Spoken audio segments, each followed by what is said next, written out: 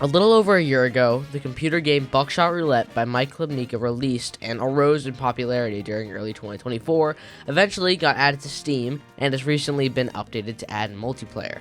Now, I have an Apple computer, so all my dreams of playing this game are thrown out the window unless I want to boot camp it. But I have played many times before, so before I start, let's just go over the rules just really fast. You're given a random amount of shells between 1 and 8, some blank, some live. Unlike Russian roulette with a revolver, where it's a 1 in 6 chance between survival and, well, in this case, it's a pump action shotgun, meaning it could be a 50-50 or a 7-8 chance to get permanently disabled. Using your ability to count and the items that literally let you cheat the system, you can either pump the dealer in the face and win $70,000, or get a face full of lead again and again and again. That's the simple basics of the game, and now that you know that stuff that you probably already knew, let's get into the video.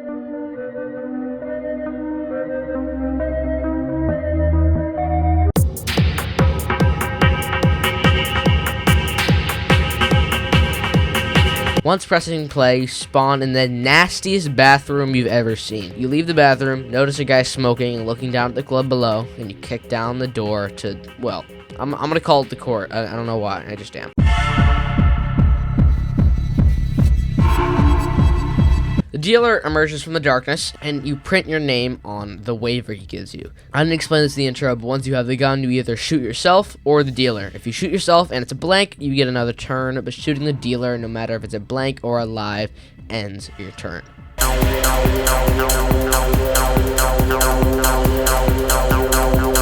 Now for the actual important stuff, the dealer. He's a pretty anonymous character, and, I mean, who is he?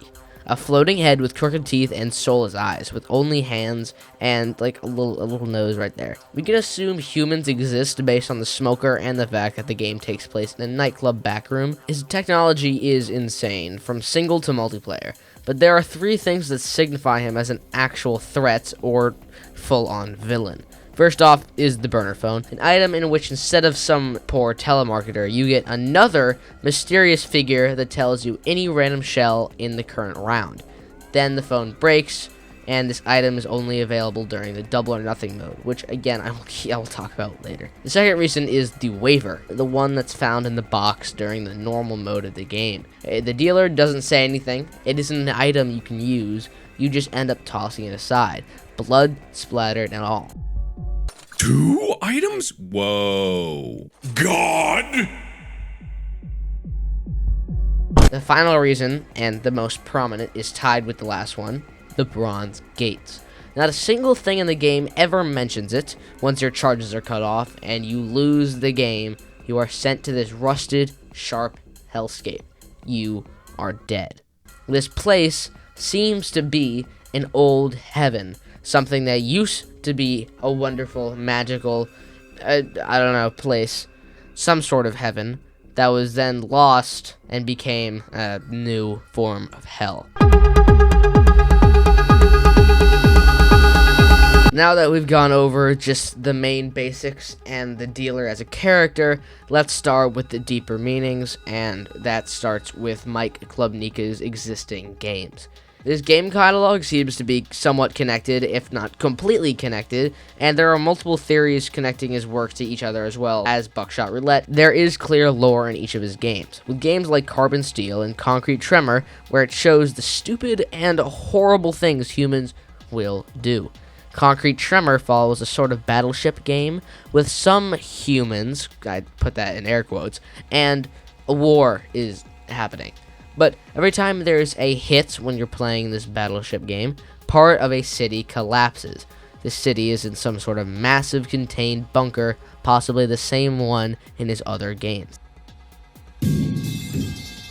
Carbon Steel follows the player administering sedatives to monsters from deep in the earth, and the other side follows the player trying to drill themselves out of a huge facility/bunker. Once they succeed, they wander around outside for a bit before being chased down and killed by a monster. People have made very long videos talking about this timeline, but I think I can quickly connect a few of them to what they mean to Buckshot Roulette and how it just overall works and what Mike's narrative message is supposed to be.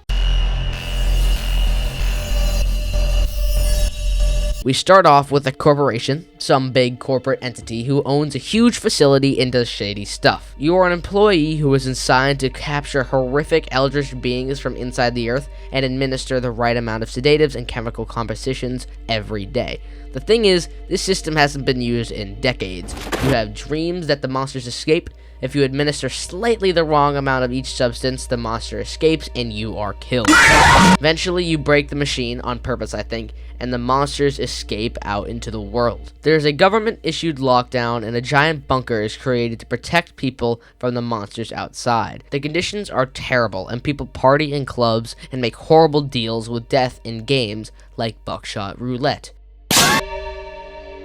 The player in this game steals a drill and slowly drills out of the facility, only to find a horrific spider-like monster that chases them down and kills them. Places are dirty and vandalized, like the bathroom in this nightclub. People party all night trying to forget about the problems that they face and that they live in. This figure covered in shadows smokes and watches the club below. You enter a room with a mysterious figure, the dealer. You sign a waiver and you play the game. You lost, but you find that this shadowy figure that you saw before on the ledge revives you and tells you that you're lucky and that the night is still young. You once again go back into the room with the dealer, sign another waiver, and go at it again. This time, you make it to the third round.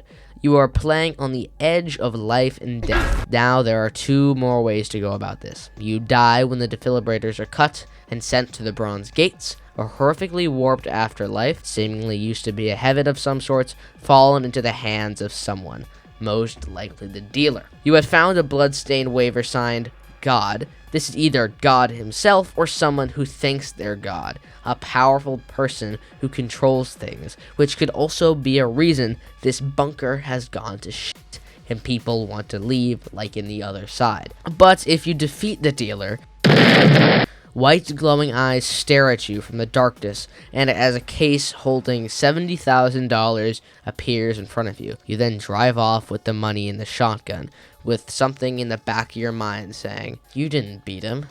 He's still there. He was watching you when you grabbed your money, and he'll just face someone else again." The money is useless. You never use it. It has no meaning in the game or anything else. It's just a cool number.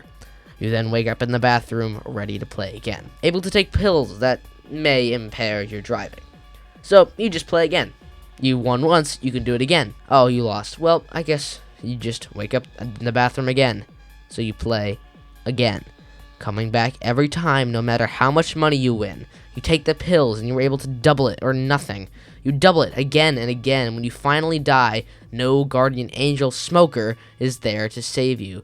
You went too far, and now you're stuck in the bronze hell along with the other souls who fell for the dealer's lead. This game is clearly not about the money, the heat of the club, and the moment. It is built to always lead you back to the dealer. You are stuck in this loop of pills and money and thrill. You'll die. The dealer will die. Doesn't matter. The dealer always wins. Yeah, it's a game about crippling addiction and its effect on you. As much as you may find it interesting, never partake in Russian roulette. I mean, why would you? But Buckshot Roulette deserves all the recognition it can get. Mike's games are amazing with their deep themes and pretty cool art style. If you can, buy this game. It's literally only $2 on Steam. You get a fun single and multiplayer experience with deeper lore and meaning than a lot of indie games nowadays. Buy this game and maybe subscribe. Yeah, it took me way too long to make this video, but there's more coming soon. Enjoy the day.